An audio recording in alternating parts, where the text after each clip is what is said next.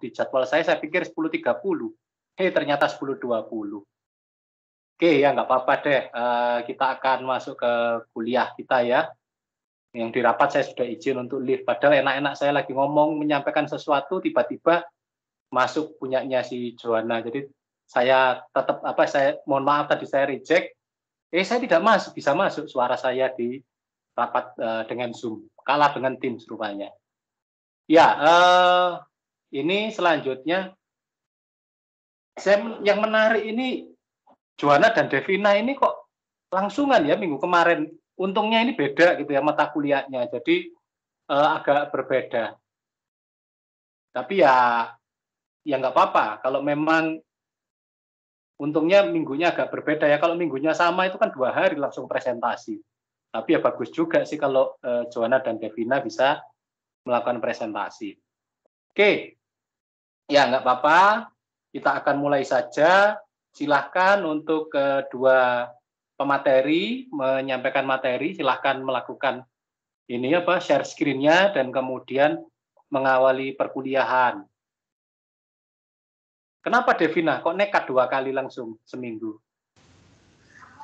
Iya Pak, sekalian. Sekalian setelah itu free gitu ya, tidak perlu nggak kepikiran lagi. Ya deh, nggak apa-apa, bagus. Ya silakan. Sebentar ya Pak. Ya, silakan. Ya.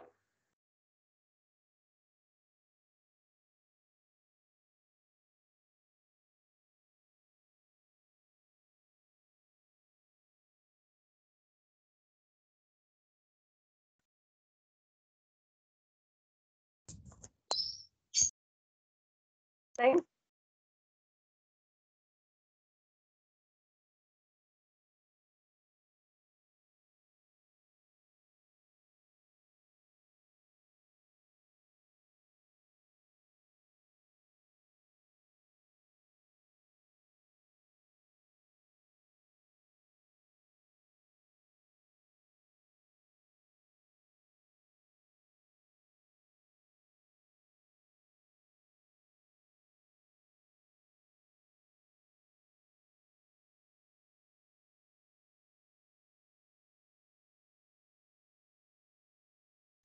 Apakah sudah muncul PPT-nya?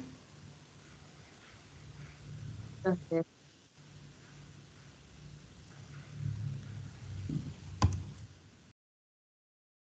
Selamat pagi Pak dan teman-teman, mohon maaf apabila ada keterlambatan dan juga masalah teknis. Pada pagi hari ini, kelompok kami akan mempresentasikan praktikum pengauditan preliminary audit. Sebelum itu, kita mulai dengan doa. Doa menurut keyakinan masing-masing dimulai.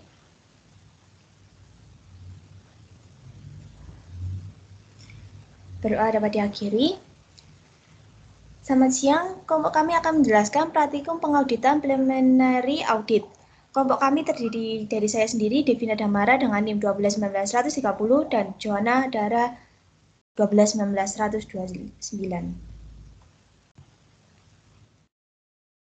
Kemudian akan dijelaskan oleh Joanna.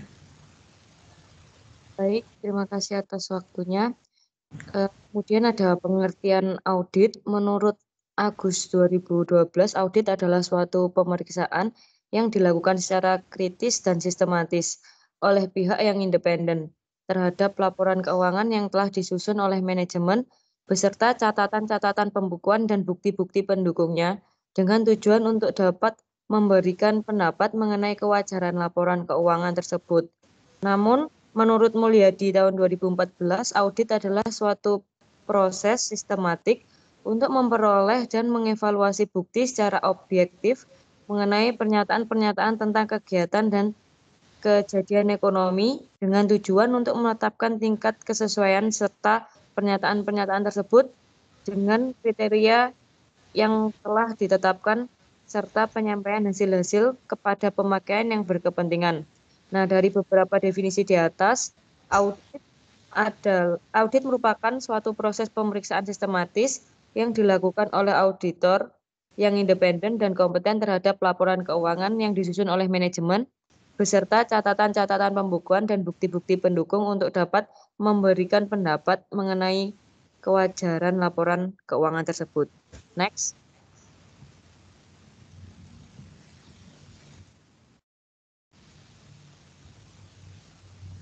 Nah, tujuan audit menurut Arens 2015, tujuan audit adalah untuk menyediakan pemakai laporan keuangan suatu pendapat yang diberikan oleh auditor tentang apakah laporan keuangan disajikan secara wajar dalam semua hal yang material sesuai dengan kerangka kerja akuntansi keuangan yang berlaku.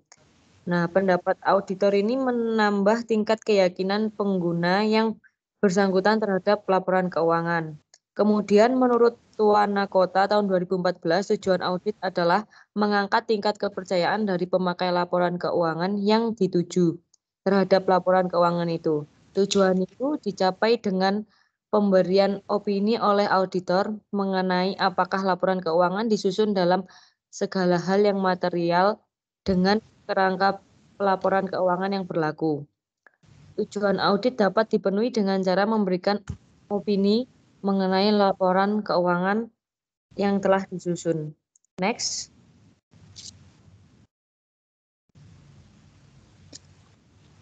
Kemudian pengertian kertas kerja.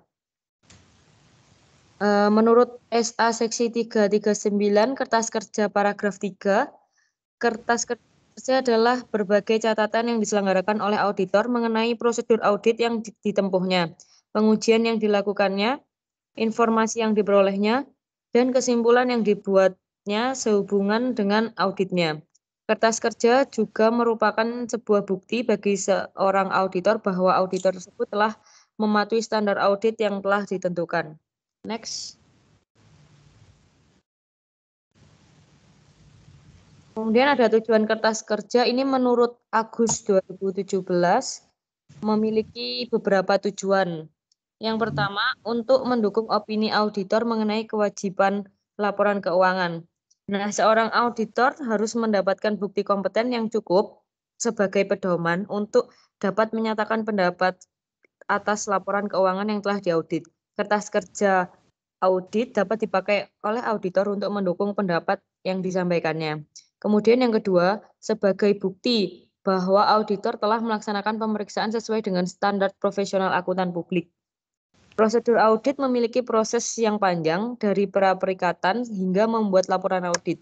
Seluruh prosedur audit yang telah dilakukan tersebut dirangkum ke dalam kertas kerja audit. Oleh karena itu, kertas kerja audit dapat digunakan sebagai bukti bahwa auditor telah melaksanakan pemeriksaan sesuai dengan standar yang berlaku. Kemudian yang ketiga, sebagai referensi bila ada pertanyaan dari pihak lain.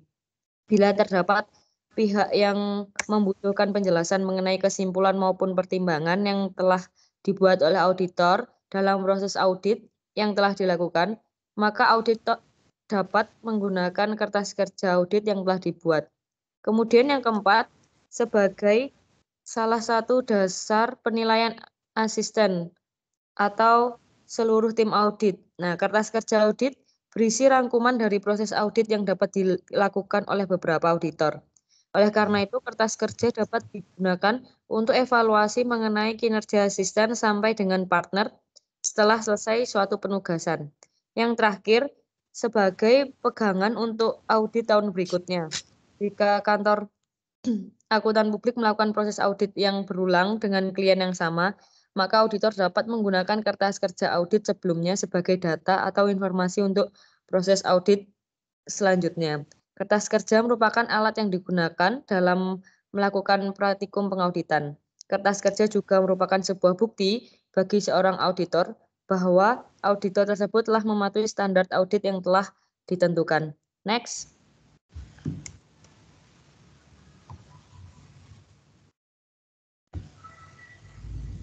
Kemudian ada Audit Tool and Link Archive System. Dilansir menurut H.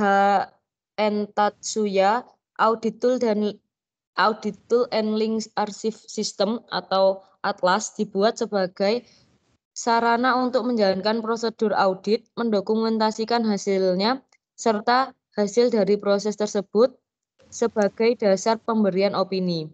Atlas diciptakan oleh Pusat Pembinaan Profesi Keuangan atau PPPK, Sekretariat Jenderal Kementerian Keuangan Republik Indonesia bersama dengan Ikatan Akuntan Publik Indonesia atau IAPI Ini menurut Okta 2018. Nah, pertama kali diluncurkan pada bulan November 2017. Menurut HN Tatsuya, pada aplikasi Atlas menyediakan 3 pilihan standar akuntansi keuangan, yaitu SAK Umum Konvergensi, IFRS, SAK Etap, dan SAK EMKM. Atlas ini didesain untuk membantu auditor dalam mengimplementasikan standar audit atau SASPAP. Next.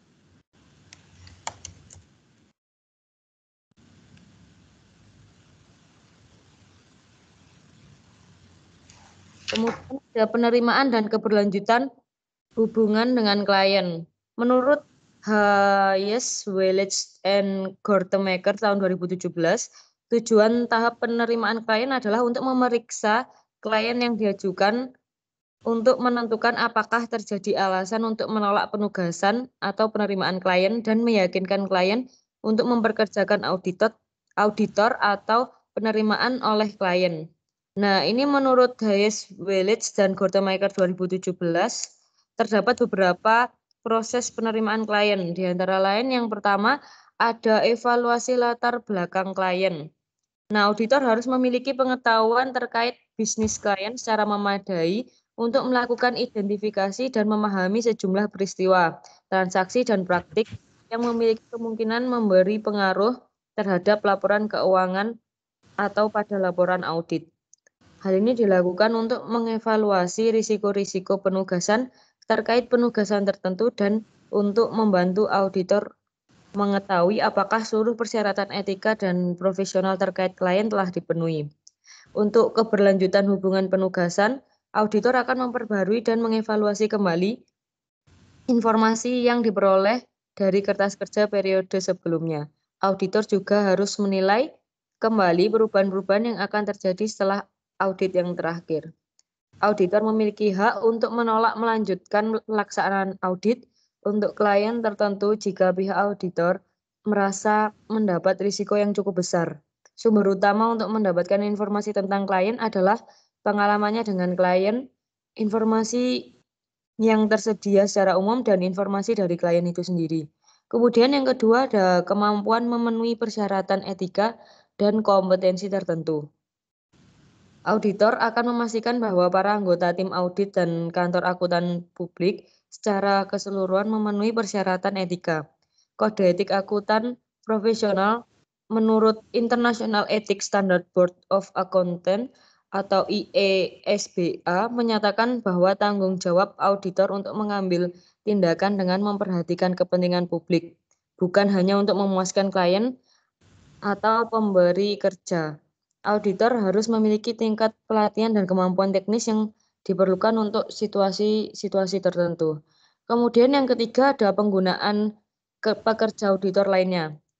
Jika auditor memerlukan keahlian khusus, auditor harus mempertimbangkan untuk memperkerjakan tenaga ahli yang dapat membantu mengumpulkan bukti-bukti yang diperlukan. Kemudian yang keempat, komunikasi dengan auditor sebelumnya. Auditor yang sedang ditugaskan diatur dalam kode etik IESBA bahwa auditor baru berkomunikasi secara langsung dengan auditor sebelumnya tergantung pada situasinya.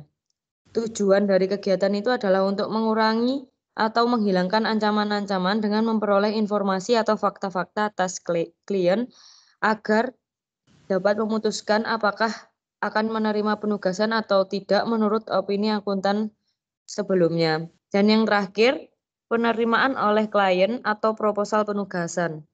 Ada dua jenis proposal penugasan audit, yaitu proposal untuk melanjutkan hubungan dengan klien yang telah ada dan proposal klien baru. Next.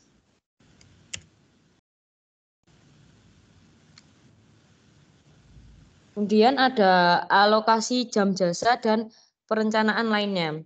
Menurut Pusat Pembinaan Profesi Keuangan tahun 2019, kertas kerja ini digunakan untuk mengalokasikan waktu untuk setiap personel yang ditugaskan dalam perikatan audit serta merespon kondisi kompetensi sumber daya yang diperoleh dari kertas kerja penilaian awal kompetensi sumber daya.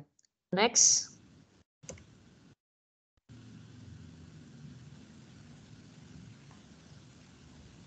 Kemudian surat perikatan. Menurut Pusat Pembinaan Profesi Keuangan 2019, kertas kerja ini digunakan untuk menganalisis surat perikatan yang akan ditandatangani oleh KAP dengan klien. Terdapat beberapa pernyataan sebagai kontrol untuk memastikan bahwa isi dan kelengkapan surat perikatan yang dibuat oleh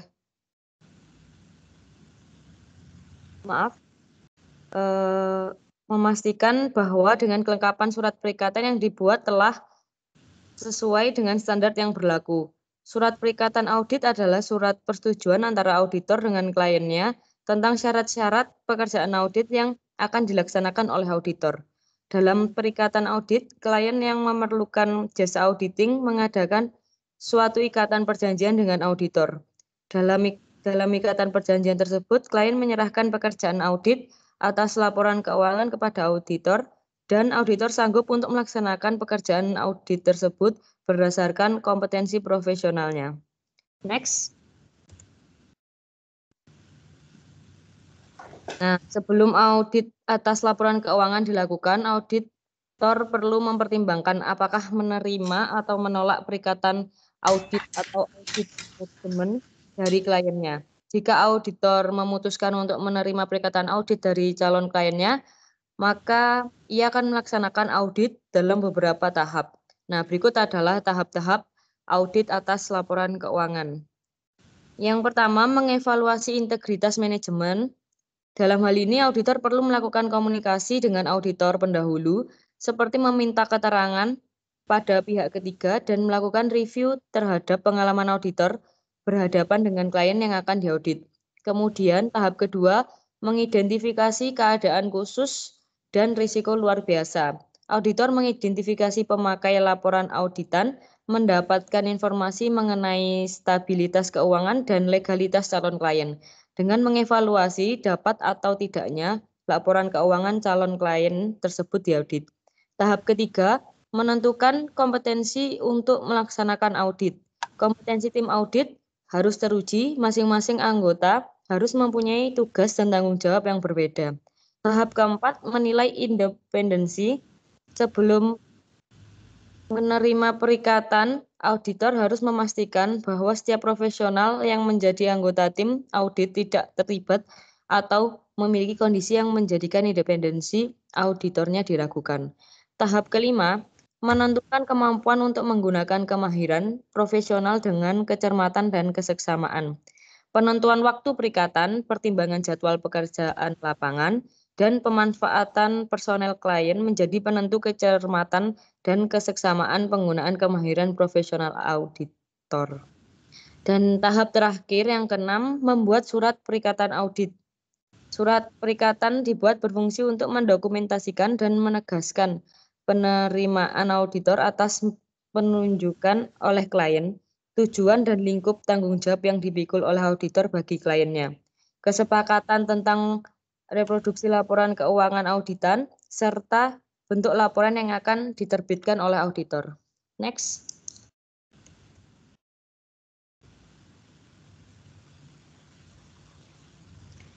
Kemudian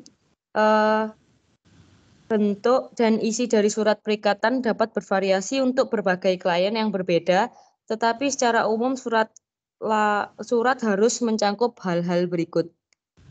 Yang pertama, tujuan audit atas laporan keuangan. Yang kedua, tanggung jawab manajemen atas laporan keuangan. Yang ketiga, lingkup audit termasuk penyebutan undang-undang, peraturan, pernyataan dari badan profesional yang harus dianut oleh auditor. Yang keempat, bentuk laporan atau bentuk komunikasi lain yang akan digunakan oleh auditor untuk menyampaikan hasil perikatan. Yang kelima, fakta bahwa audit memiliki keterbatasan bawaan, bahwa kekeliruan dan kecurangan material tidak akan terdeteksi. Yang keenam, pengaturan reproduksi laporan keuangan auditor. 7, kesanggupan auditor untuk menyampaikan informasi tentang kelemahan signifikan dalam pengendalian intern yang ditentukan oleh auditor dalam auditnya. Yang ke-8, akses berbagai catatan, dokumentasi, dan informasi lain yang diharuskan dalam kaitannya dengan audit. Dan yang terakhir, ke-9, dasar yang digunakan oleh auditor untuk menghitung pengaturan pengauditan. Next. Nah, auditor dapat pula memasukkan hal-hal berikut ini dalam surat perikatan auditnya. Yang pertama, pengaturan berkenaan dengan perencanaan auditnya. Yang kedua, harapan untuk menerima penegasan tertulis dari manajemen tentang representasi yang dibuat dalam hubungannya dengan audit. Yang ketiga, klien untuk menegaskan bahwa syarat-syarat perikatan telah sesuai dengan membuat tanda penerimaan surat perikatan. Yang terakhir, yang keempat, penjelasan setiap surat atau laporan yang diharapkan oleh untuk diterbitkan. Next.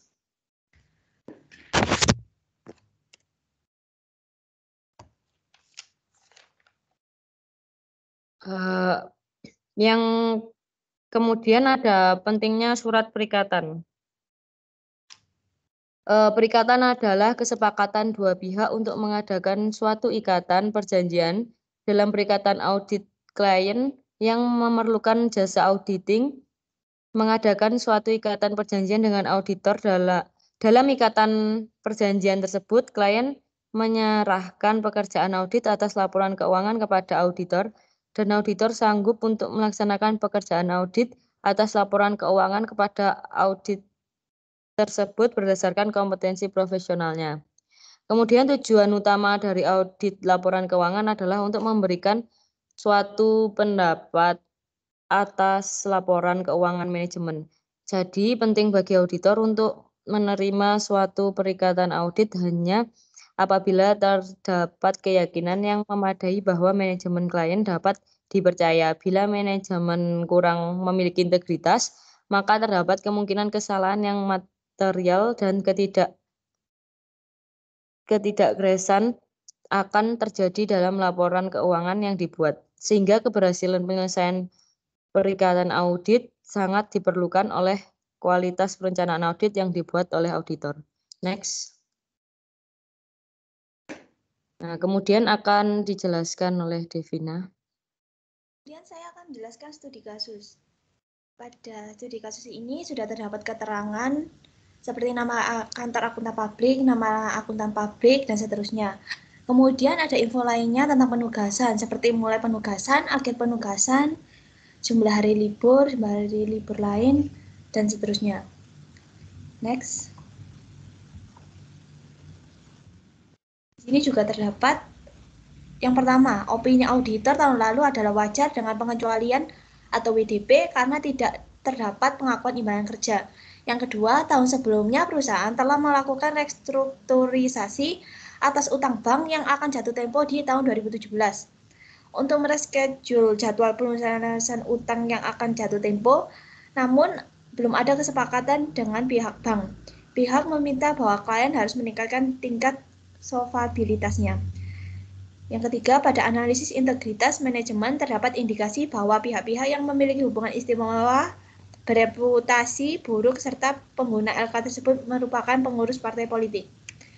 Untuk pembahasannya akan saya jelaskan melalui aplikasi Atlas.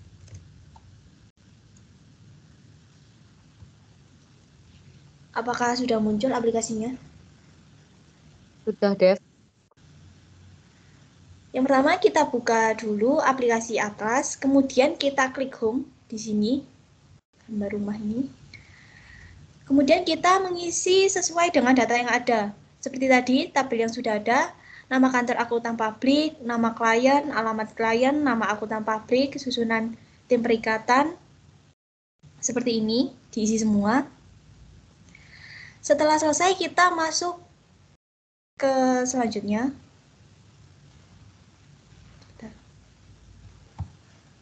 Kita klik konten. Kemudian kita akan masuk ke A110, analisis penerimaan dan keberlanjutan hubungan dengan klien. Kita klik. Kemudian di sini terdapat analisis resiko penerimaan dan keberlanjutan hubungan klien. Kita akan mengisi A1101 sampai dengan A1104. Yang pertama kita akan mengisi yang A1101 terlebih dahulu.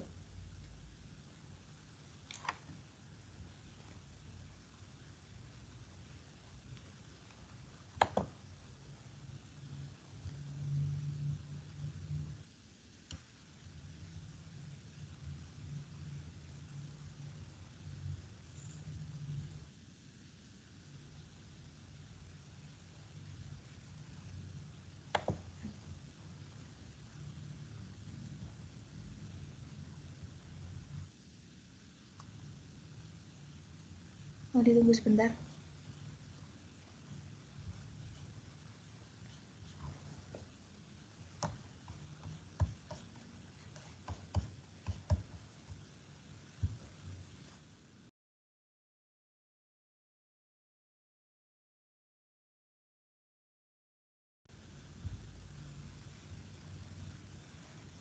Mohon maaf tadi ada error sedikit. Kemudian kita akan mengisi pada nomor 1 ini, apakah terdapat isu mengenai kelangsungan usaha yang tersaji. Yang A pada catatan atas laporan keuangan sebelumnya, yang B pada opini auditor sebelumnya. Jika ya diisi ya, jika tidak diisi tidak. Data diisi sesuai dengan data yang ada, sesuai pelaporan pihak yang akan diaudit.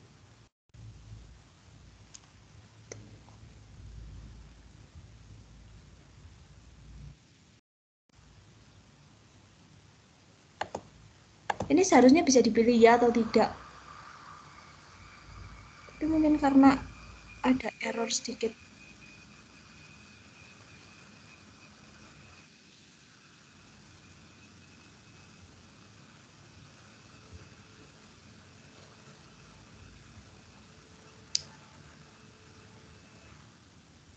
Mohon ditunggu sebentar ya.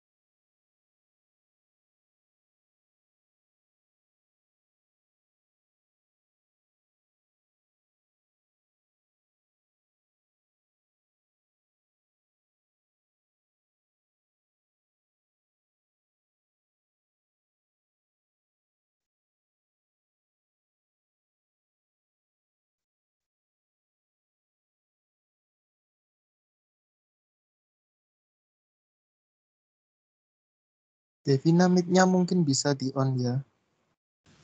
Mohon maaf.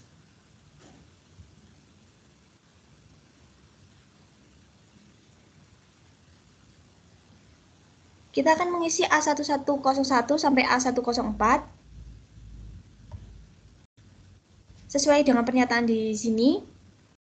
Pada catatan atas laporan keuangan sebelumnya, jika iya ditulis iya, jika tidak ditulis iya.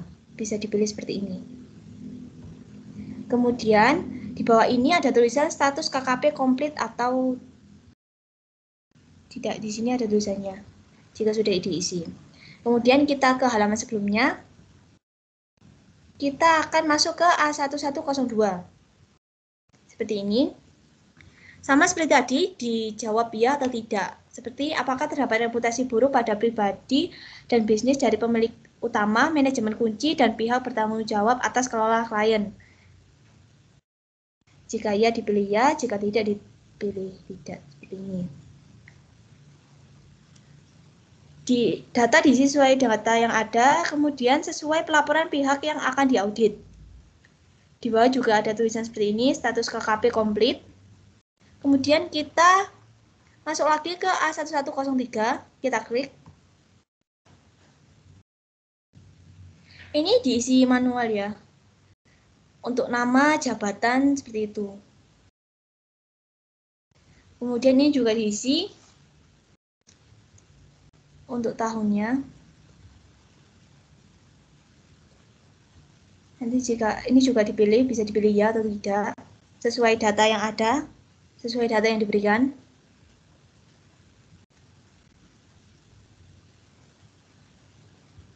Kemudian kita ke halaman selanjutnya. Kita masuk ke A1104.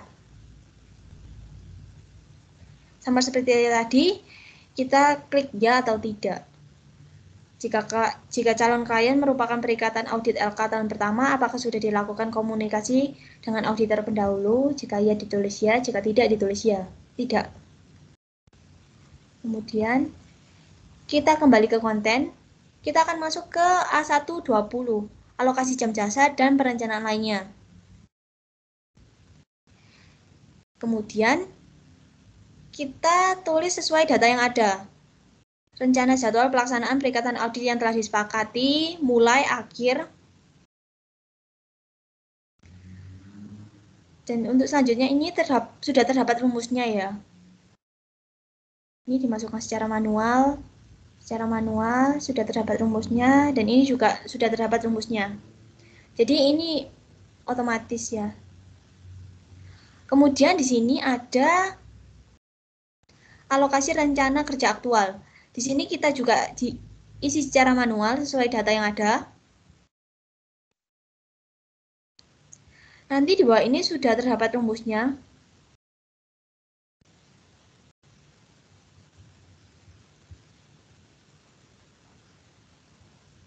Seperti itu. Kemudian kita kembali ke konten. Untuk selanjutnya kita masuk ke A130 surat perikatan. Sama seperti sebelumnya, A1101, kita pilih ya atau tidak sesuai data yang ada. Jika ya, ditulis ya, jika tidak, ditulis tidak. Nanti di bawah terdapat tulisan status KKP komplit, seperti itu.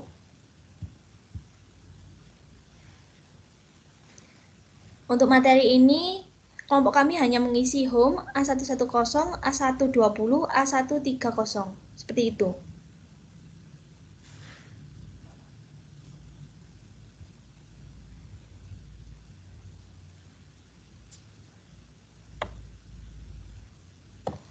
Untuk penutupnya, kesimpulan, audit merupakan suatu proses pemeriksaan sistematis yang dilakukan oleh auditor yang independen dan kompeten terhadap laporan keuangan yang disusun oleh manajemen beserta catatan-catatan pembukuan dan bukti-bukti pendukung untuk dapat memberikan pendapat mengenai kewajaran laporan keuangan tersebut.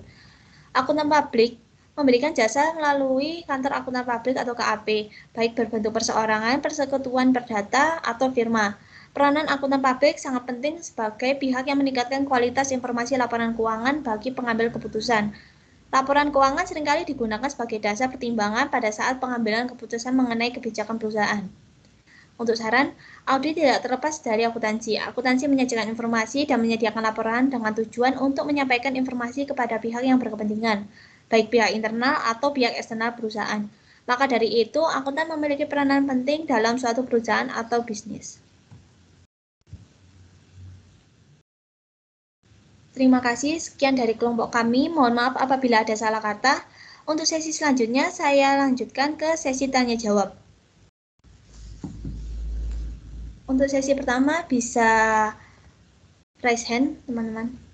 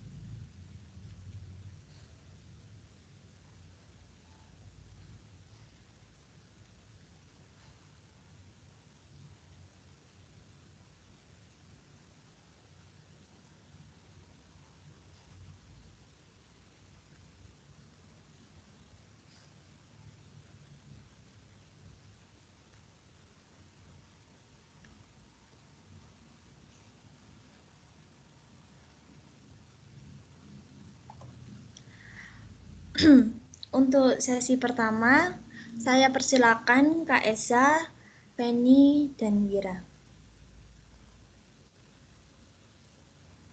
Silakan on mic.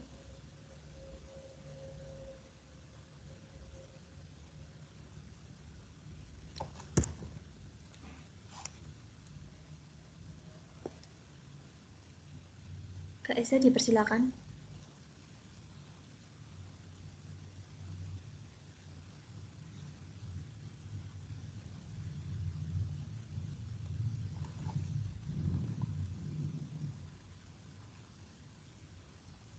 Mungkin Kak Esa ada kendala, mungkin bisa Penny terlebih dahulu. Terima kasih atas kesempatan yang diberikan. Perkenalkan, nama saya Feni Gunawan, NIM 1219-112. Saya ingin bertanya, apa perbedaan surat perikatan audit dan surat representasi? Terima kasih. Terima kasih Penny atas pertanyaannya. Kemudian Wira, saya persilakan untuk on mic. Baik, terima kasih atas kesempatan yang telah diberikan. Saya Wira dengan NIM 1219-128. Saya bertanya kepada kelompok, apakah memungkinkan jika surat perikatan dilakukan perubahan pada saat proses audit? Terima kasih. Terima kasih Wira atas pertanyaannya. Kemudian Kak Eza, apakah bisa on mic?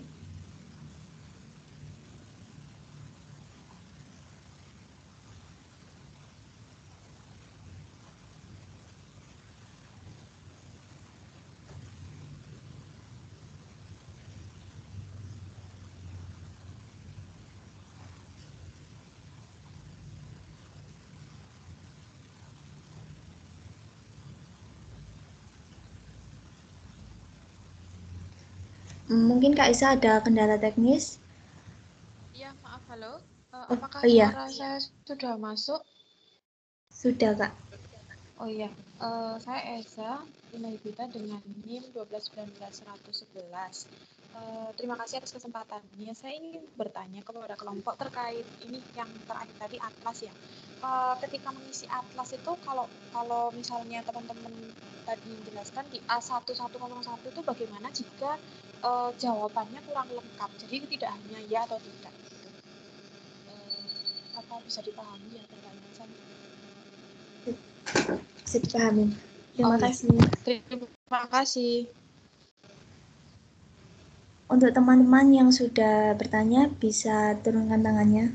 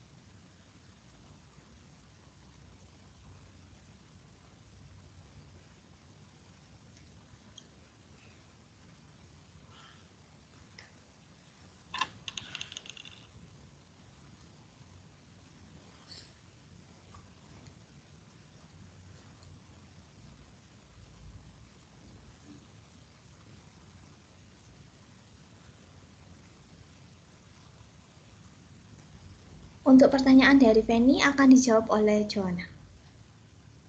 Baik, terima kasih Devina. Tadi pertanyaan dari Feni, apa perbedaan surat perikatan audit dan surat representasi?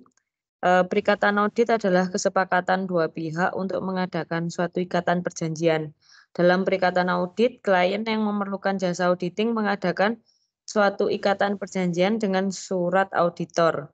Nah, untuk sedangkan surat representasi adalah surat yang ditunjukkan kepada auditor, ditandatangani oleh direksi dan kepala keuangan klien. Apakah bisa menjawab, Feni?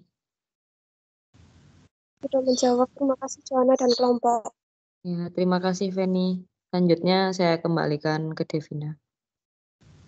Untuk selanjutnya saya akan menjawab pertanyaan dari Wira. Tadi Wira bertanya, apakah memungkinkan jika surat perikatan dilakukan perubahan pada saat proses audit?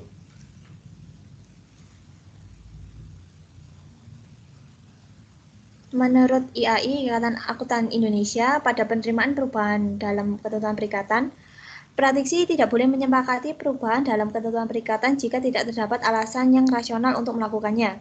Jika ketentuan perikatan diubah, maka praktisi dan manajemen harus menyepakati dan mencatat ketentuan baru perikatan dalam surat perikatan atau bentuk perjanjian tertulis lain sesuai.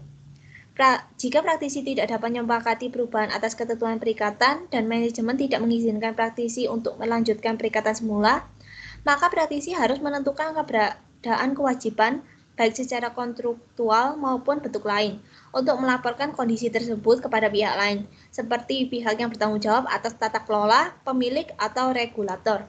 Apakah sudah menjawab, Wira? Dia sudah menjawab, Devina. Terima kasih, Devina. Untuk selanjutnya, saya akan menjawab pertanyaan dari Kak Eza.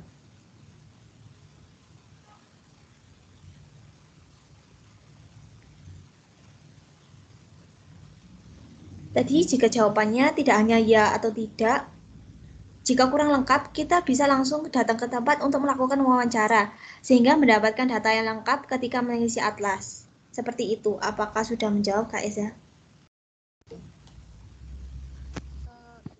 Jadi itu maksudnya datang ke tempat itu langsung ke pihak perusahaan gitu tah? Atau Ya, seperti gimana? itu. Oh, Ya, konfirmasi langsung gitu ya, Dev ya? ya.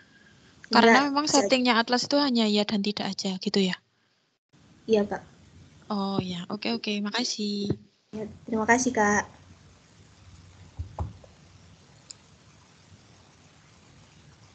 Untuk selanjutnya, saya buka sesi 2 tanya jawab. Untuk penanya pertama, saya persilakan Novia.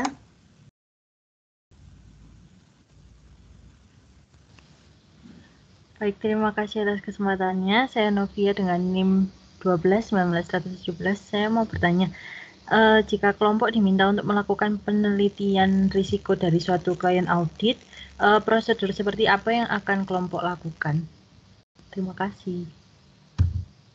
Terima kasih Novia atas pertanyaannya.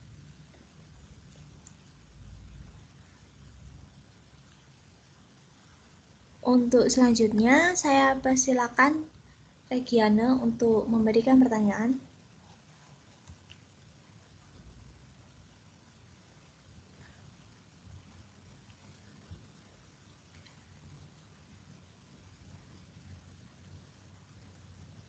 Regiana memberikan pertanyaannya pada kolom chat.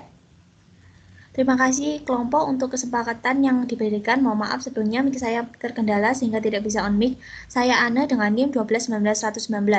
Saya ingin bertanya bagaimana ketika perilaku klien tidak kooperatif, seperti contoh klien menolak untuk memberi data-data yang diminta auditor, atau mengulur waktu dalam memberikan keterangan ketika ditanya auditor, hingga mempersulit dan tidak memberikan akses pada auditor untuk melakukan pemeriksaan terhadap akun atau aset perusahaan.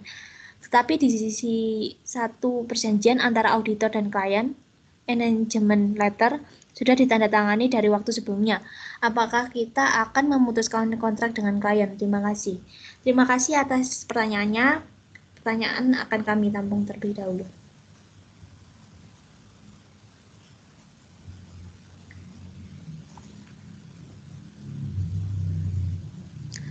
Untuk selanjutnya, ada Andi. Saya persilakan Andi untuk memberikan pertanyaannya.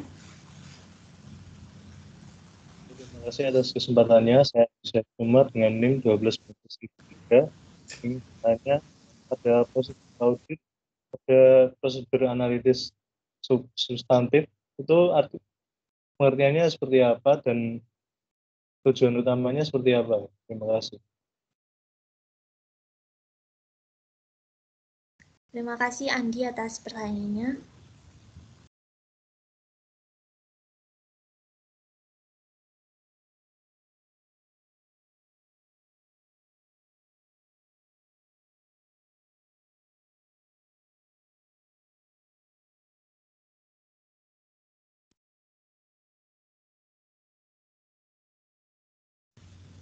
Untuk selanjutnya, saya persilakan Alex untuk memberikan pertanyaannya. Baik, terima kasih atas kesempatannya. Saya Alex dengan NIM belakang 2. Di sini saya ingin bertanya kepada kelompok, apa yang harus dilakukan oleh seorang auditor jika dalam proses auditnya menemukan kekurangan signifikan dalam pengendalian internal? Terima kasih.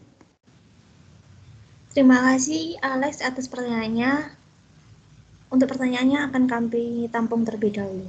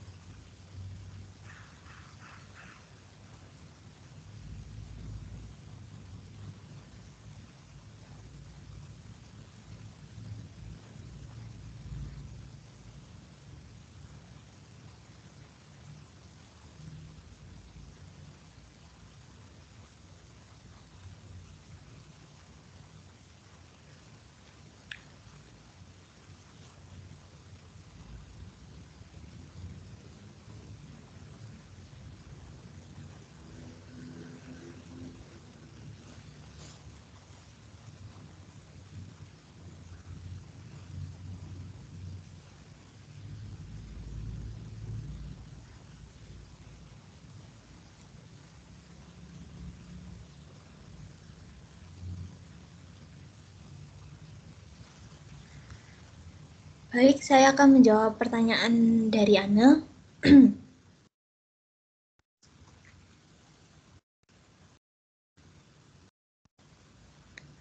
Apabila opsi pertama yang dipilih yaitu keputusan kontrak kerja, maka yang harus diperhatikan adalah pemutusan kontrak kerja harus dengan kesepakatan antara kedua belah pihak, yaitu auditor dan klien.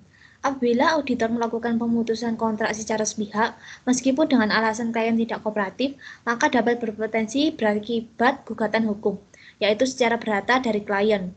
Dikarenakan auditor menyalahi kontrak kerja yang telah dibuat, tidak mengaudit sampai selesai. Meskipun ada kemungkinan ada klausul dalam surat kontrak kerja antara auditor dengan klien, di mana auditor dapat memutuskan kontrak apabila klien tidak kooperatif.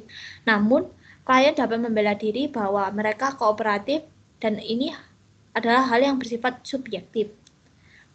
Pemberian opini disclaimer pada laporan audit independen adalah keputusan auditor ketika klien menolak untuk kooperatif. Auditor tidak diberikan akses mengaudit sehingga auditor tidak dapat menyimpulkan wajar atau tidak wajar, sehingga auditor tidak memberikan pendapat atau no opinion. Klien tidak dapat menggugat auditor karena hak auditor untuk memberi opini disclaimer dan itu diatur dalam standar audit. Disclaimer adalah opini audit terburuk yang diberikan auditor kepada klien, di mana opini terbaik adalah unqualified opinion, disusul qualified opinion dan adverse opinion. Apakah sudah menjawab, Ana?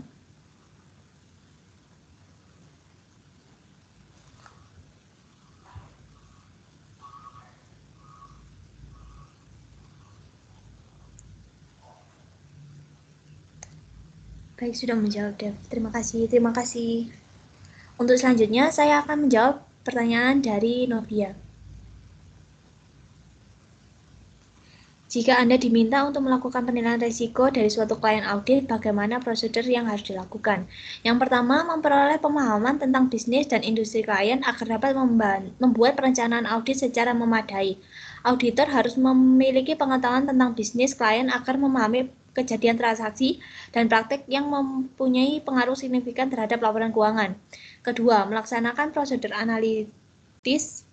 Yang ketiga, evaluasi atas informasi keuangan yang dilakukan dengan mempelajari hubungan logis antara data keuangan dan non-keuangan. Yang keempat, mempertimbangkan tingkat materialitas atas tingkat laporan keuangan dan tingkat saldo akun material awal perlu ditetapkan karena pendapat auditor atas kewajaran laporan keuangan diterapkan pada laporan keuangan sebagai keseluruhan. Yang kelima, mempertimbangkan risiko bawaan suatu risiko salah saji yaitu yang melekat dalam saldo akun atau asersi tentang suatu saldo akun. Yang terakhir, yang keenam, mengembangkan strategi audit awal terhadap asersi signifikan. Tujuan akhir perencanaan dan pelaksanaan audit yang dilakukan auditor adalah untuk mengurangi risiko audit ke tingkat yang rendah untuk mendukung pendapat dalam semua hal yang material laporan keuangan disajikan secara wajar. Apakah sudah menjawab, Novia? Sudah, Dev. Terima kasih, kelompok. Terima kasih. Untuk selanjutnya, pertanyaan dari Andi dan Alex akan dijawab oleh Joanna. Baik, terima kasih waktunya, Devina. Saya akan menjawab pertanyaan dari Andi terlebih dahulu. Tujuan utama dari prosedur analitik substantif adalah untuk mendapatkan jaminan dalam kombinasi dengan pengujian audit lainnya, seperti pengujian sistem pengendalian intern dan pengujian substantif perincian, yang berhubungan dengan pernyataan laporan keuangan untuk satu atau lebih area audit. Apakah bisa menjawab, Andi?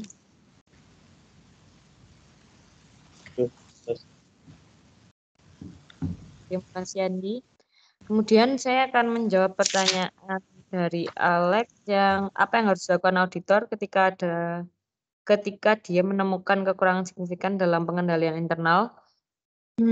Yang pertama, auditor harus memasukkan dalam komunikasi tertulis tentang definisi signifikan dalam pengendalian internal. Yang pertama, penjelasan tentang kekurangan dan penjelasan tentang efek potensial mereka. Dan yang kedua, informasi yang cukup untuk memungkinkan pihak yang bertanggung jawab atas tata kelola dan manajemen memahami konteks komunikasi. Dan yang ketiga, dalam menjelaskan dampak potensial dari defisiensi signifikan, auditor tidak perlu mengkuantifikasi dampak tersebut. Dia mungkin menyertakan saran untuk tindakan perbaikan. Apakah bisa diterima, Alex? Ya, sudah menjawab. Terima kasih Joanna dan kelompok. Terima kasih, Alex. Kemudian saya akan berikan ke Devina lagi. Terima kasih. Terima kasih teman-teman yang sudah memberikan pertanyaan. Untuk selanjutnya saya serahkan ke Pak Dan. Terima kasih.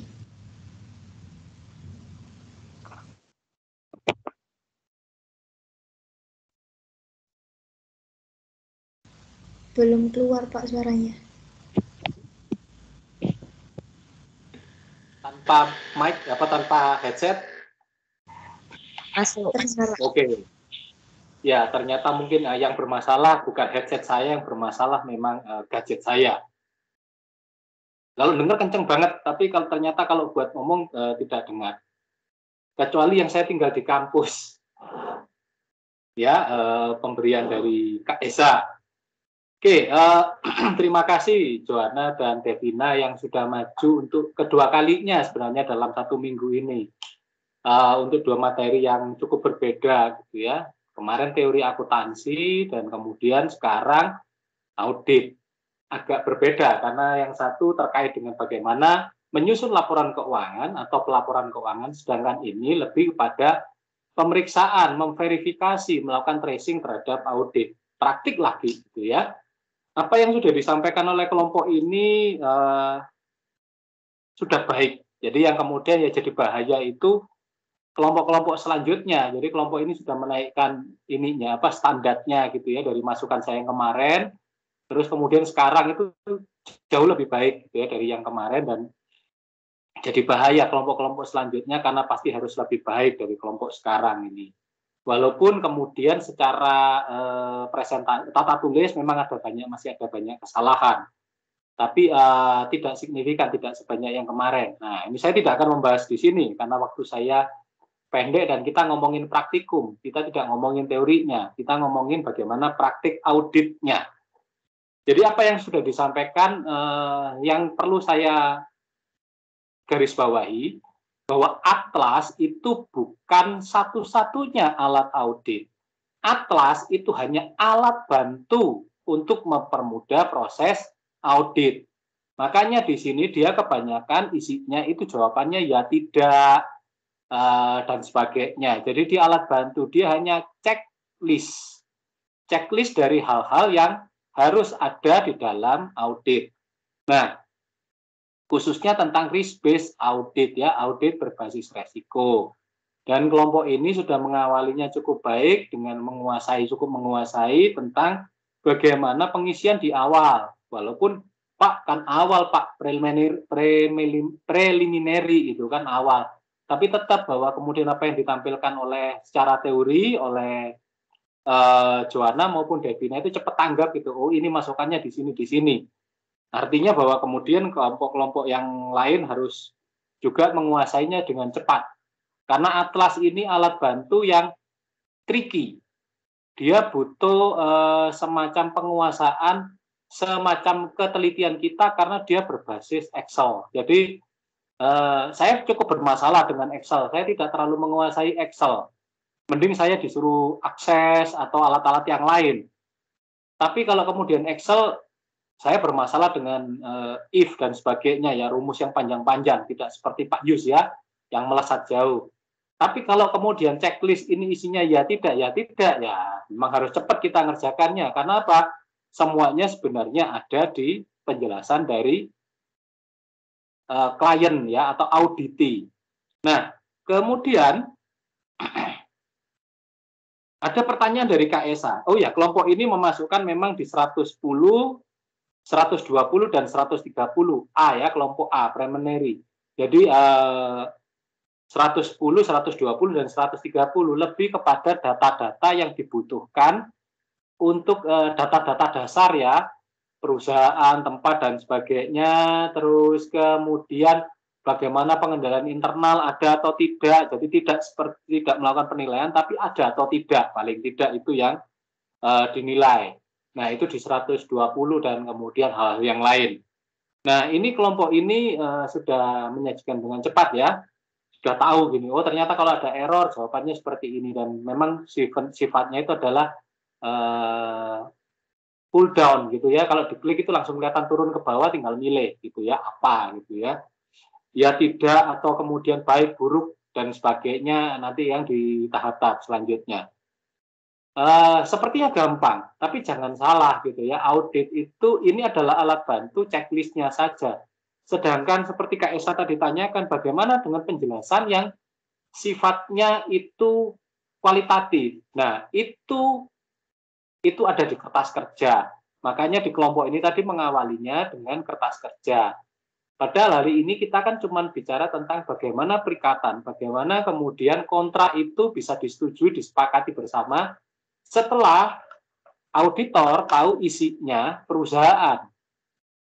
Asumsinya ini kan klien baru yang kemudian harus diketahui isinya, isi dalemannya gitu ya, rahasia dapurnya oleh auditor. Nah, ini diketahui lewat atlas ini. Setelah atlas ini terisi, itu membantu khususnya di A itu nanti kalau terisi semua, nah di situ ketahuan nanti minimal perusahaan, minimal klien, auditor itu tahu kira-kira sanggup nggak saya melakukan audit untuk perusahaan ini.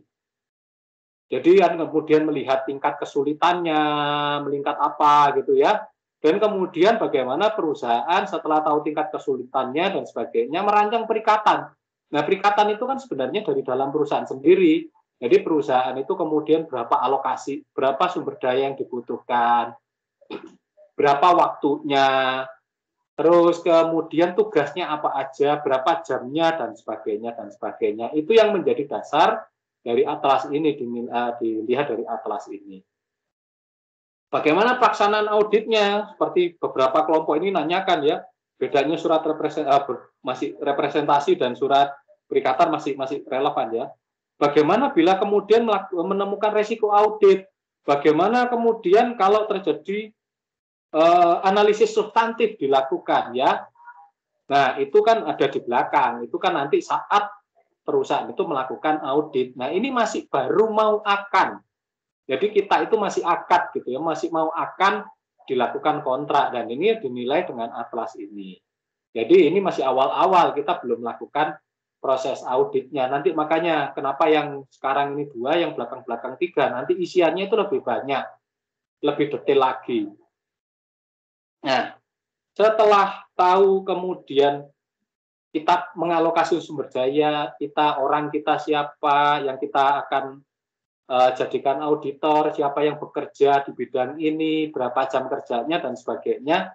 Setelah itu kemudian apa? Semua ini dikalkulasikan dalam bentuk uang. Oh, ternyata untuk pengerahan tenaga kerja sebesar ini, untuk proses audit yang sebesar ini, dan sebagainya, maka biaya perikatannya adalah sekian. Nah, itu proses negosiasinya di situ. Apakah diterima atau tidak? Ya, itu urusannya kemudian kedua belah pihak. Ya, kalau saya boleh cerita, ya saya sebagai auditor, sering melakukan negosiasi-negosiasi. Yang terakhir katakanlah, kebetulan karena saya membantu Pak Sandy, tapi kemudian kliennya ini yang mendapatkan saya. Yang mengaudit itu menjadi, bukan tim, auditornya tetap Pak Sandy yang tanda tangannya, sedangkan saya ketua tim, anggotanya adalah staf-stafnya Pak Sandy. Apa yang terjadi? Negosiasi bukan di saya, karena saya cuma mendapatkan klien. Negosiasi itu ada pada auditornya. Nah, kami sudah menentukan harganya sekian, dan sebagainya. Masih ditawar. Ya biasalah, orang Indonesia kan kalau nggak nawar nggak enak gitu ya. Ternyata setelah ditawar-tawar sebenarnya nilainya nggak jauh beda. Turun-turunnya pun sekitar 5% lah gitu ya. Tapi bagi mereka sudah merasa menang ya, karena bisa menawar auditor. Padahal itu kita yang kita omongkan itu adalah plafon tertinggi. Jadi ada plafon terendah, plafon tertinggi. Plafon terendahnya sekian gitu ya, plafon tertingginya sekian. Nah, kemudian setelah kita ngomong plafon tertinggi. Kalau di bawah plafon terendah pasti nggak akan mau. Itu Pak Sandy juga pasti nggak akan mau. Saya juga nggak akan mau karena resikonya besar. Ternyata yang mereka minta itu di tengah-tengahnya antara plafon terendah sampai plafon tertinggi. Ya kami pura-pura awalnya, nggak bisa Pak, dan sebagainya, sambil makan dan sebagainya. Ya sudah, kita sepakat akhirnya dinilai itu. Pulang ya kita tertawa-tertawa aja bahwa ternyata apa yang saya dapatkan sebenarnya masih nilainya di atas yang kami maksud gitu ya. Ya disitulah prosesnya ya gimana lagi ya, memang caranya begitu ya, nggak mungkin kami menawarkan dengan harga terendah gitu ya. Pasti kemudian ditawar lebih rendah lagi. Ya kami bisa rugi dong, rugi di orang, rugi di waktu, rugi di resiko. Tapi karena kemudian saya mendapatkan harga yang pas, yang pantas, saya beri servis lebih. Temuannya kemudian dari sekian, kemudian ya kami tingkatkan lagi dan sebagainya. Dan kliennya itu seneng karena dipikirnya dari harusnya 38 temuan, terus kemudian kami tingkatkan lagi, lebih detailin lagi jadi 138, laporannya jadi tebel, itu dianggap bonus. Terus kemudian kami dibonusin lagi. Ya, terus ngapain kemudian tawar-menawar begitu ya. Ya, tapi itulah Indonesia ya. Dunia kita selalu tawar-menawar, bahkan untuk sebuah pekerjaan audit. Nah, apa yang itu yang terjadi dalam proses penawar. Deal kami lakukan, dan kemudian pekerjaan kami lakukan 2 bulan sudah selesai, terlaporkan, dan ya sekarang sampai masuk ke tingkatan tinggi gitu ya. Maksudnya itu tidak hanya dipergunakan oleh klien, tapi klien itu dipergunakan untuk menuntut manajemen karena manajemennya terindikasi melakukan fraud. Nah, bedanya kemudian itu ya Kak Esa ya, jadi detailnya itu tidak di sini, tidak di atlas, tapi itu detailnya itu di kertas kerja. Jadi kertas kerja itu tulisan, jadi betulnya deskriptif, sama seperti kita membuat jurnal gitu ya. Oke, jurnal bukan jurnal. Kalau ini kan jurnal itu ya, kalau di akuntansi itu kan sama lah. Jurnal itu kan debit kreditnya, nilainya, tapi kan penjelasannya ada di bawah. Nah, kalau ini yang saya maksud jurnal itu ini hari pertama apa yang kami kerjakan, ini temuannya apa dan sebagainya. Jadi semuanya tertuliskan gitu. Ya nggak apa-apa kalau memang kemudian atlas ini memang jadi alat bantu, memang dia alat bantunya. Jadi nggak salah kalau kemudian ada pertanyaan yang terus, lu kok cuma begini, detailnya di mana? Makanya tadi Joanna kan menjelaskan tentang kertas kerjanya, apa itu kertas kerja dan sebagainya. Jadi penjelasan lebih detail itu ada di kertas kerja. Ini hanya checklist, enaknya omong ini hanya rangkuman dari apa yang kita lakukan di kertas kerja. Gak apa-apa, ini untuk belajar kita semuanya. Hal yang baru toh, apalagi audit kan kita tiba-tiba disuruh berpikir terbalik dari apa itu akuntansi. Nanti mungkin kalau ada yang PKL di kantor akuntan publik lebih tahu gitu bagaimana cara melakukan kerja-kerja atlas.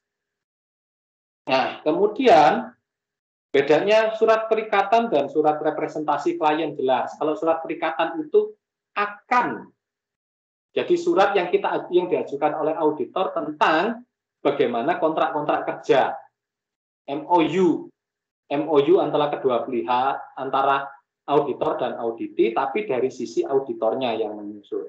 Sedangkan representasi klien itu adalah surat pengakuan dari manajemen bahwa ini loh, laporan keuangan kami sudah benar, sudah sesuai dengan SAK, konsisten dan sebagainya. Terus kemudian tidak ada SPI-nya sudah lengkap, tidak ada pembatasan dan sebagainya. Jadi surat yang dibuat oleh manajemen untuk menyatakan ini loh bahwa laporan keuangan kami baik-baik saja, laporan keuangan kami benar.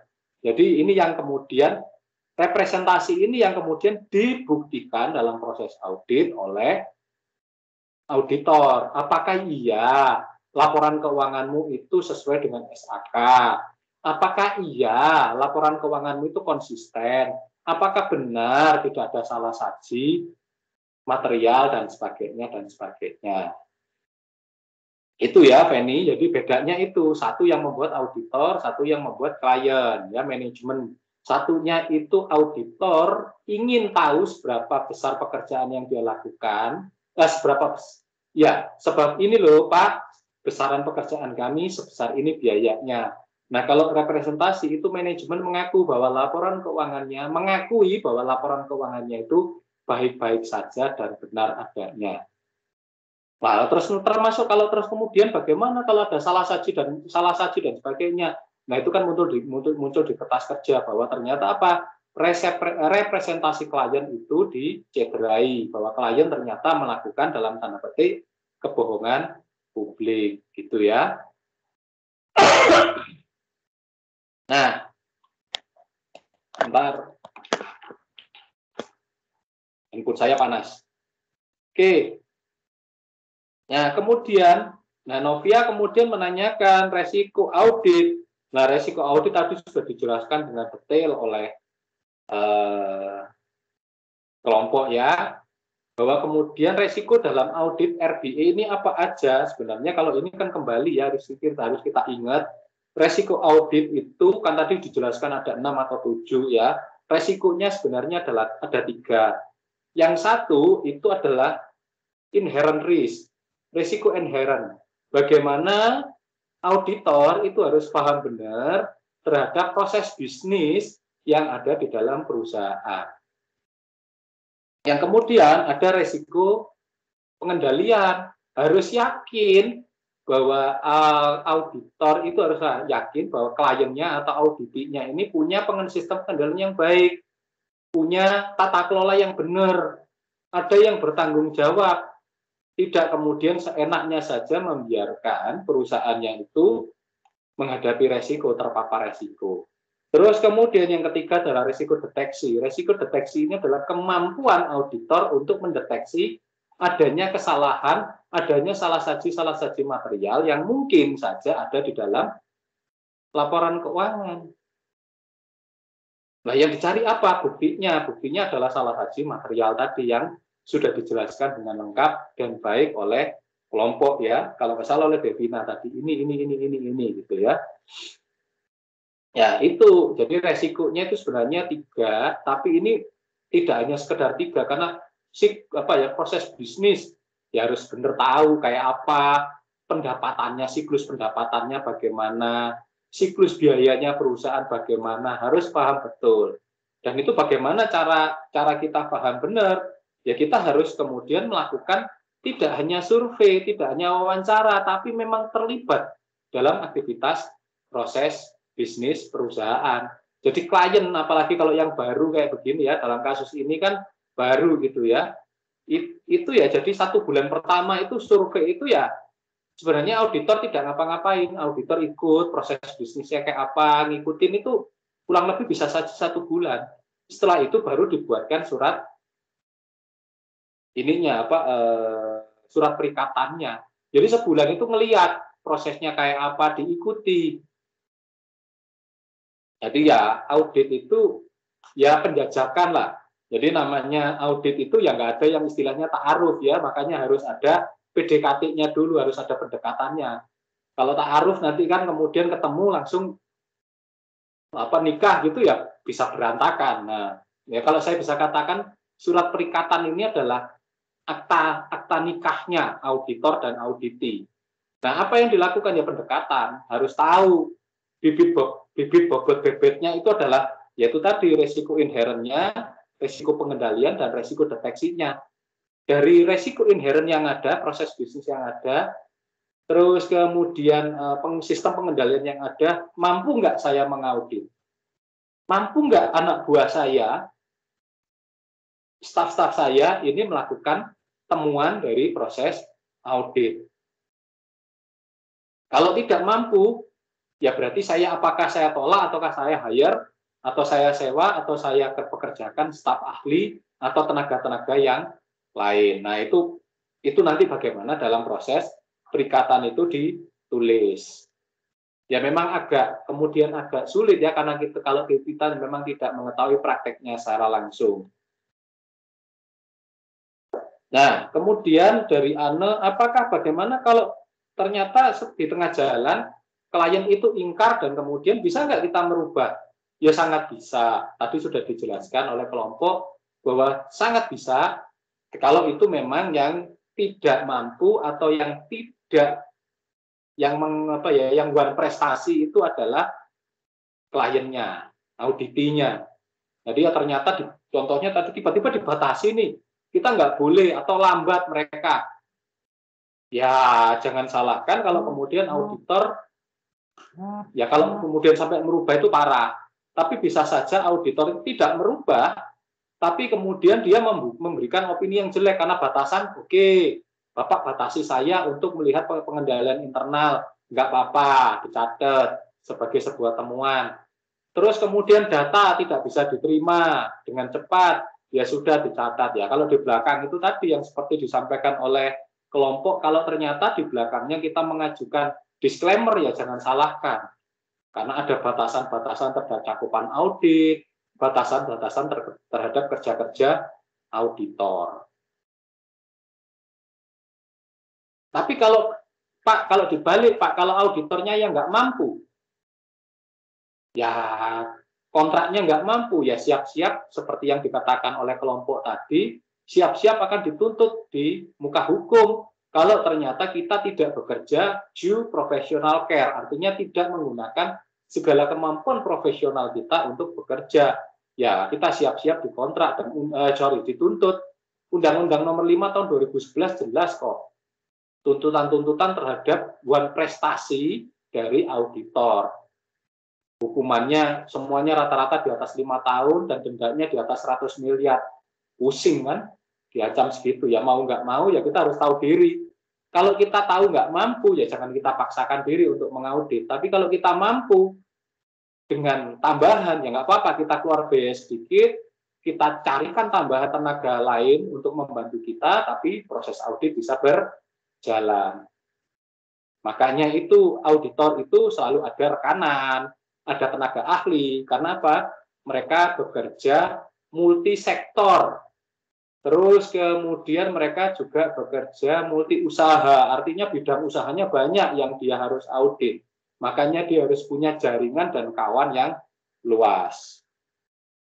Bagaimana analisis substantif? Tadi sudah dijelaskan oleh kelompok ya. Nah ini kan terkait bagaimana kemudian audit per siklusnya, gitu ya. Siap siklus itu harus dipahami benar. Bagaimana siklus pendapatan? Berarti ini apa? Kaitannya dengan apa? Kaitannya dengan resiko inherent. Siklus pendapatannya, bagaimana siklus pembayarannya ya, biaya, beban dan sebagainya. Bagaimana siklus penggajiannya? Bagaimana siklus sumber dananya? Itu harus dipahami benar oleh auditor sehingga dia bisa melakukan audit dengan benar, dan itu semuanya ada analisisnya, ada analisis substantif, ada analisis-analisis yang lain, termasuk kita mengawalinya dengan melakukan analisis laporan keuangan untuk audit itu supaya kita tahu positioningnya, kita tahu perusahaan ini posisinya seperti apa, apakah perusahaan yang sedang baik-baik saja atau dia ada masalah keuangan atau masalah operasional atau masalah yang lain. Nah itu kan harus diketahui oleh perusahaan. Jadi nggak enaknya jadi auditor itu begitu. Jadi apa ya? Bedanya kalau kita jadi akuntan manajemen gitu kan, kita tahu seluk-beluknya perusahaan secara detail, atau jadi auditor internal tahu bener kayak apa operasional di dalam. Tapi kalau auditor eksternal itu tidak tahu dalam, tapi dia harus tahu semuanya. Mengawalinya dia harus tahu hukum, membuat perikatan, dia harus melakukan analisis laporan keuangan dan sebagainya, dia harus tahu resiko dan sebagainya. Jadi apa ya? Harus tahu semuanya lah kalau auditor, itu nggak enaknya gitu. Makanya sertifikasinya perlu banyak ya.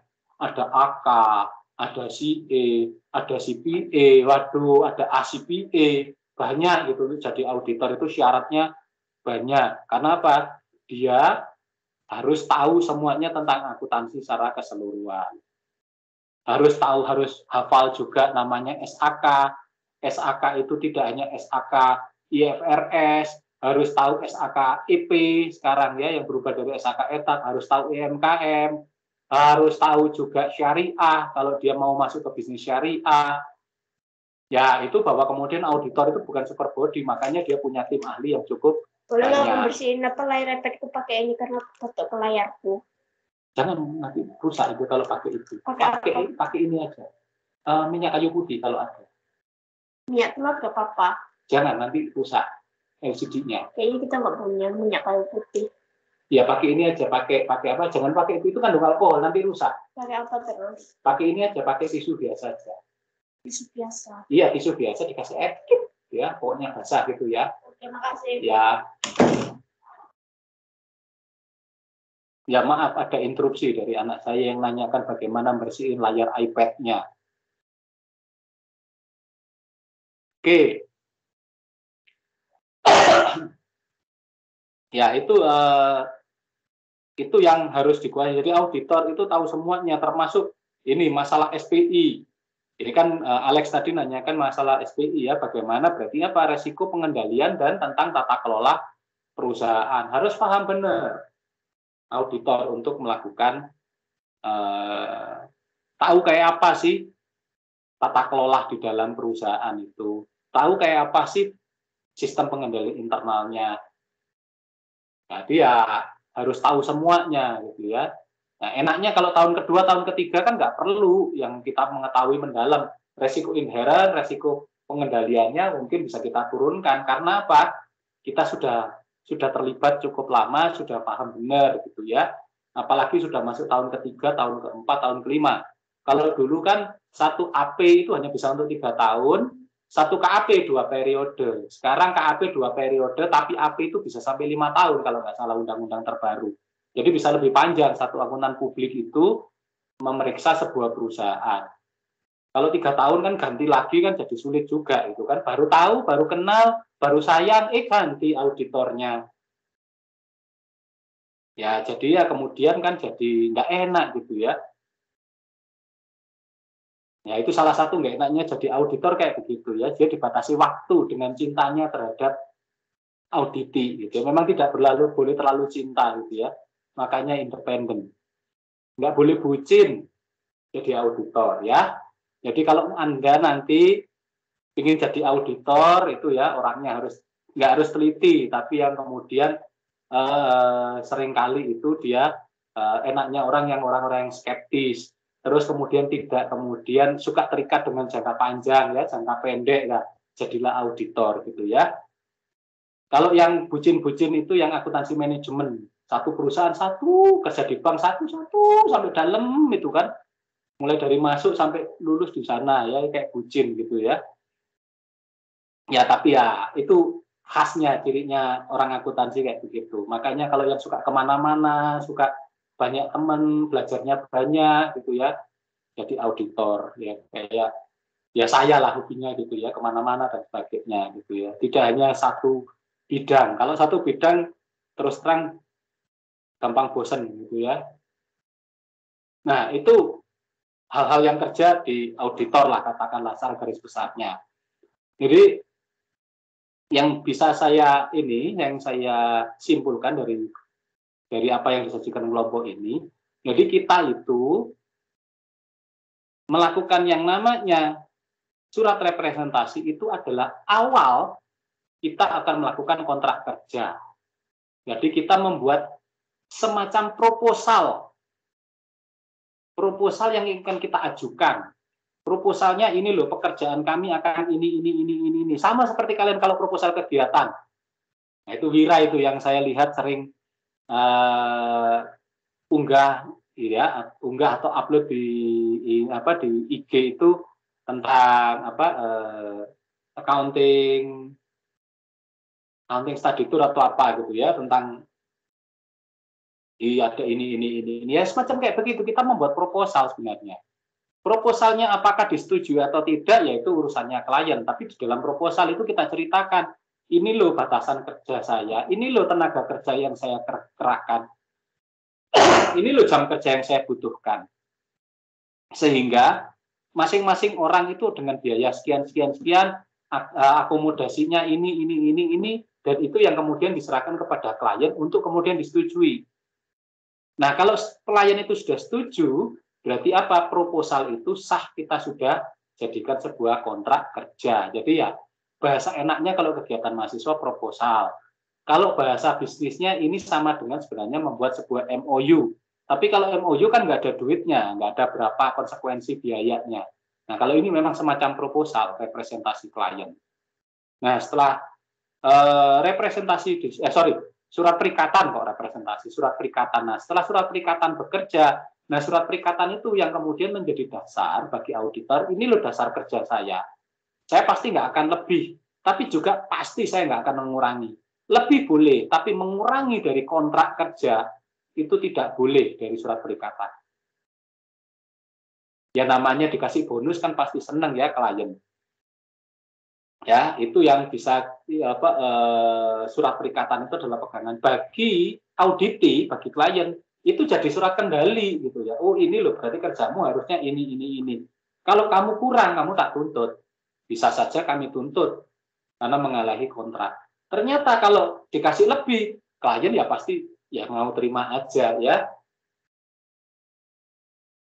Ya siapa yang nggak mau ya beli, entah beli bakso kayak, atau yang kecil aja beli cilok gitu ya, ditambahin aja 2-3 biji ciloknya aja sudah senang gitu ya.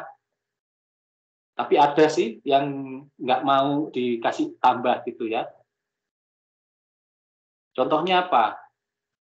Contohnya kalau naik bis gitu ya, dari Sidoarjo, dari Malang ke Surabaya gitu. Terus kok nggak apa-apa, nggak usah berhenti di sini. Saya kasih tambah, berhentimu di Gresik sana kan enak. Saya tambahi satu kota gitu ya, pasti nggak mau lah kita ya. Itu bukan karena berbeda tujuannya gitu ya. Tapi kalau surat perikatan itu kita ya dikendali kedua-duanya, baik bagi auditor dan auditi. Supaya apa? Supaya sama-sama tahu batasan kerjanya, supaya sama-sama tahu berapa biaya yang dikeluarkan. Pak, pasti muncul pertanyaan, bagaimana kalau ternyata kita sudah penuhi surat perikatan, tapi kita belum puas dalam melakukan audit, belum banyak cukup bukti yang kita kumpulkan, kita pingin supaya kita nggak ngomongin kliennya, tapi kualitas auditnya kita jadi kurang. Ya silahkan. Apakah pernah? Pernah. Saya jadi tim audit itu yang kemudian bukan lagi semua bayaran, semua gaji yang kami terima itu lebih dari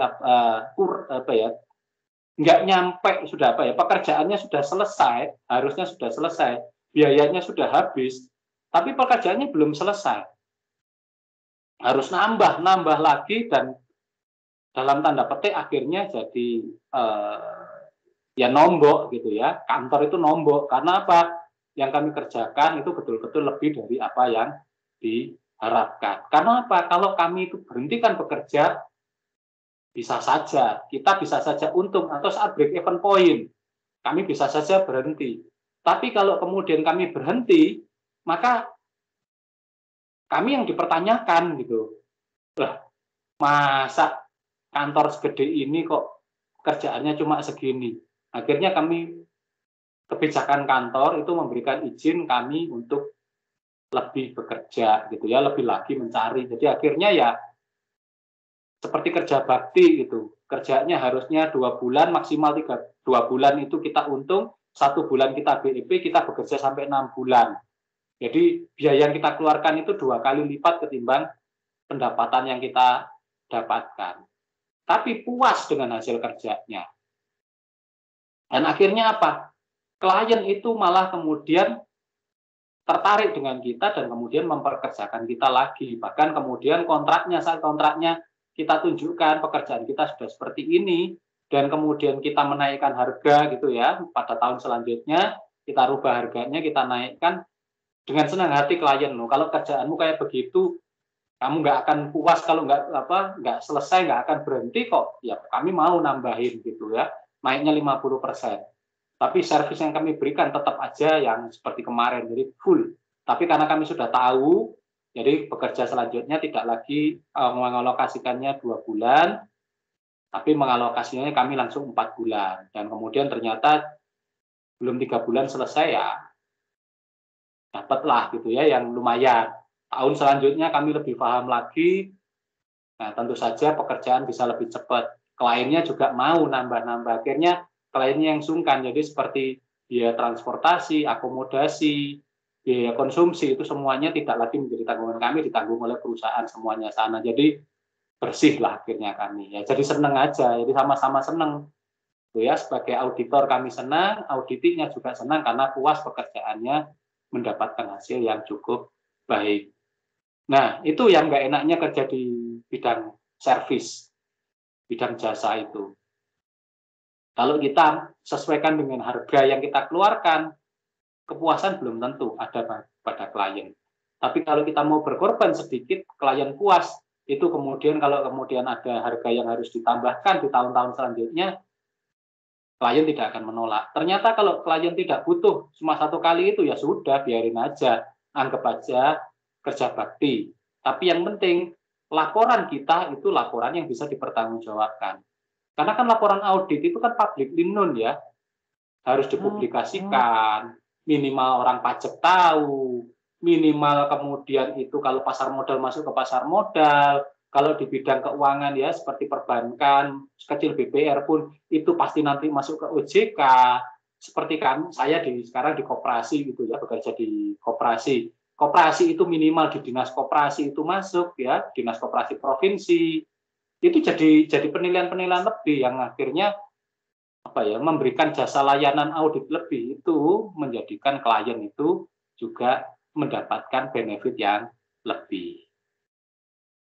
Itu kira-kira, dan itu basisnya adalah semuanya pada surat perikatan, pada surat kontrak yang ditandatangani bersama oleh auditor dan auditi. Itu intinya hari ini aktivitas yang dilakukan oleh kelompok ini. Tuh. Oke, itu yang bisa saya tambahkan dari apa yang disampaikan oleh kelompok, baik Devina maupun Joanna. Tapi satu yang perlu saya apresiasi, seminggu aja sudah kelihatan progres pekerjaannya itu jauh lebih baik yang sekarang, gitu ya. Padahal jaraknya cuma seminggu. Siapa tahu kalau minggu depan maju lagi pasti lebih bagus lagi. Tapi kan nggak ada saya, gitu ya, mata kuliahnya bukan di saya, gitu ya. Tapi ini jadi tantangan bagi yang lain, harus memberikan presentasi yang lebih baik dari apa yang sudah disampaikan oleh kelompok ini. Jadi tantangan bagi kelompok yang lain. Ya, itu yang bisa saya sampaikan. Apakah ada pertanyaan atau ada diskusi yang ingin ditambahkan atau yang ingin ditanyakan dari kelompok? Kalau nanti lebih tahu lagi, ingin tahu lebih detail, silahkan. Kalau ada yang ingin jadi auditor, nanti akan saya bantu. Atau praktik dulu di PKL-nya di bidang audit, nanti auditor, ya saya cukup banyak lah kenal beberapa auditor yang ada di Malang. Ya sudah rata-rata sudah PKL ya, sayangnya sudah PKL.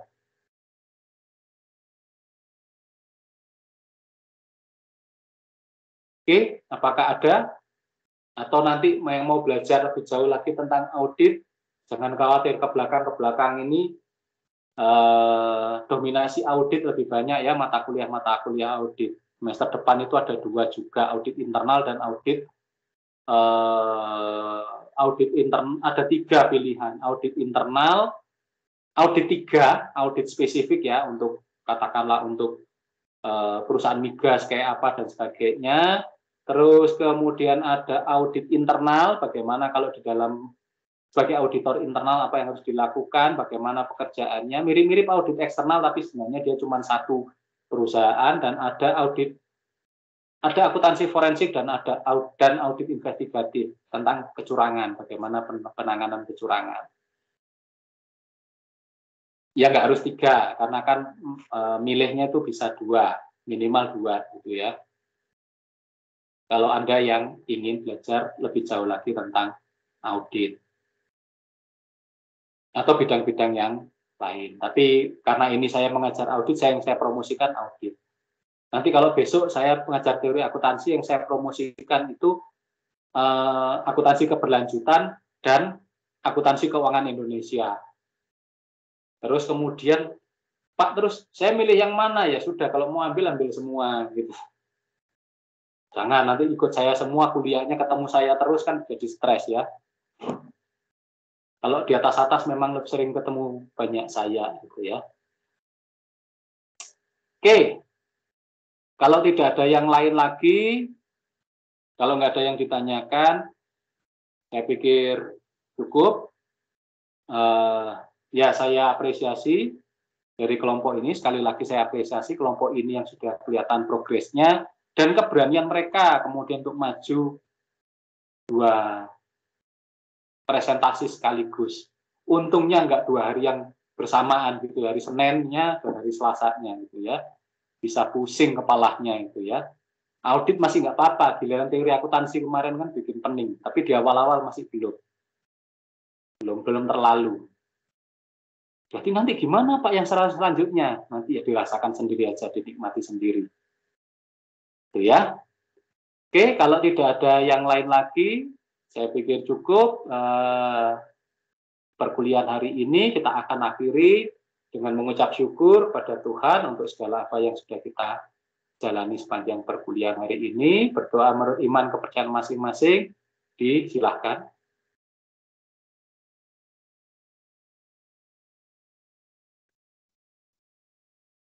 Ya, berdoa cukup. Terima kasih. Sampai ketemu lagi besok. Selamat siang. Yang terima kasih Pak Dan. Iya. Iya.